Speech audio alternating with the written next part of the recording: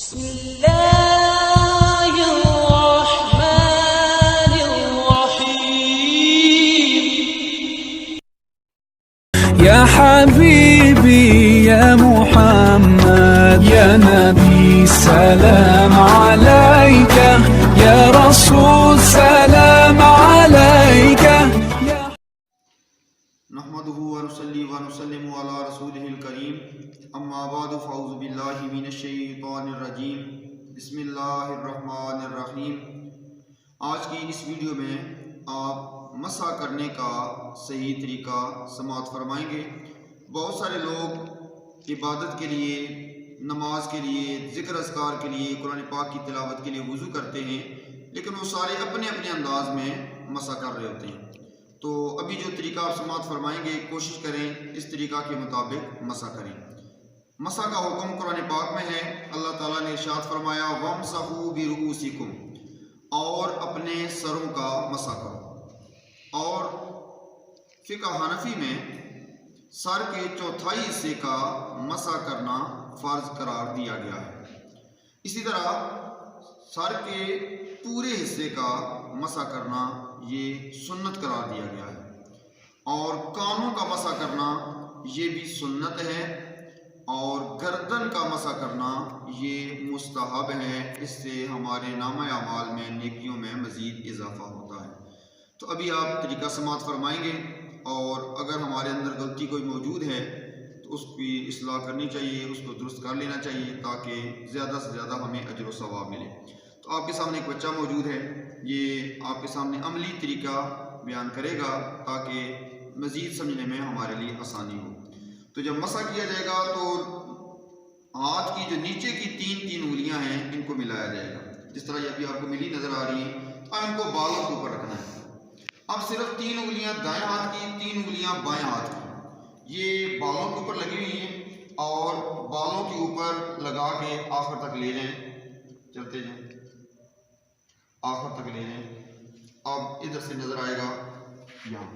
اب جب آگے کی طرف ہاتھ کو لے کے جانا ہے تو اب انگلیاں نہیں لگیں گی، بلکہ جو ہاتھ کی ہتھیلیاں ہیں وہ لگیں گی، اور آگے تک لے جانا ہے۔ اب یہ پورے سر کا مسح ہو گیا۔ اس کے بعد کانوں کا مسح ہے۔ کانوں کا مسح کا طریقہ یہ ہوگا کہ جو دو انگلیاں ہیں یہ دونوں کانوں کے اندر ہوں گی، اور جو انگوٹھے ہیں یہ کانوں سے باہر حرکت دینے ہیں۔ انگلیوں کو کانوں کے اندر اور انگوٹھوں کو کانوں کے باہر حرکت دینا ہے۔ تو یہ بچہ عملی طور پر بتائے گا، اور انگوٹھوں کو باہر حرکت دی جائے، اس طرح کانوں کے اندر اور باہر مسح ہو جائے گا۔ یہ عمل سنت کہلائے گا۔ اس کے بعد ایک آخری عمل ہے گردن کا مسح کرنا۔ یہ حصہ گردن کہلاتا ہے، تو ہاتھ کا الٹا جو حصہ ہے اس سے گردن کا مسح کرنا ہے۔ مسح کریں گردن کا۔ اب یہ جو ہاتھ کا الٹا حصہ ہے یہ والا، اب یہ گردن پر لگا ہے۔ اکثر لوگوں کو دیکھا جاتا ہے وہ غلطی کر دیتے ہیں، وہ کالر کے اوپر یہاں اس جگہ، تو یہ مسح نہیں ہوگا، اس میں ثواب نہیں ملے گا۔ جو ہاتھوں کا الٹا حصہ ہے یہ بیک سائڈ ہے، یہ گردن کے اوپر لگنی چاہیے۔ تو یہ مسح جو ہے یہ وضو کے اندر مستحب ہے۔ اللہ تعالیٰ سے دعا ہے اللہ تعالیٰ ہمیں صحیح انداز میں مسح کر کے اور نیک اعمال میں اضافہ کرنے کی توفیق عطا فرمائے۔ تو مختصر وقت میں یہ بچہ جلدی سے پورا مسح کرے گا۔